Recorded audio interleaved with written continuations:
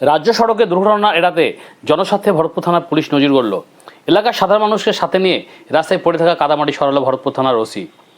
শনিবার রাতে ভরতপুর থানার পুলিশ এক সামাজিক ও দায়িত্বশীল দৃষ্টান্ত স্থাপন করলো, যা সাধারণ মানুষের মনে পুলিশের প্রতি ভরসা আরও বাড়িয়ে দিয়েছে। বর্তমানে বোরো ধান মাঠ থেকে ওঠার মৌসুমে প্রচুর বৃষ্টিপাত হওয়াতে মাঠ থেকে ধান বোঝায় ট্রাক্টর যাতায়াতের ফলে কান্দিসালা রাজ্য সড়কের বিভিন্ন জায়গায় মাঠের জমি থেকে ট্রাক্টরের চাকার মাটি পড়ে এক বিপজ্জনক পরিস্থিতির সৃষ্টি হয়েছিল। লাগাতার বৃষ্টির ফলে সেই মাটি পিচ্ছিল কাদায় পরিণত হয়। বিশেষ করে ভরতপুর ডাঙ্গাপাড়া একটি বেসরকারি অনুষ্ঠান বাড়ি সংলগ্ন এলাকা এবং ভরতপুর থেকে সিজিগ্রাম যাওয়ার রাস্তায় ছোট বড় দুর্ঘটনার আশঙ্কা তৈরি হয়।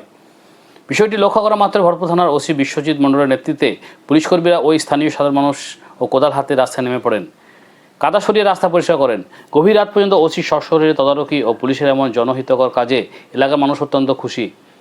তবে প্রশাসনের এই উদ্যোগকে সার্থক করতে হলে ট্রাক্টর মালিক সাধারণ মানুষকে আরও সচেতন হতে হবে, যাতে রাস্তায় কাদা জমে দুর্ঘটনা বিপদ না বাড়ে।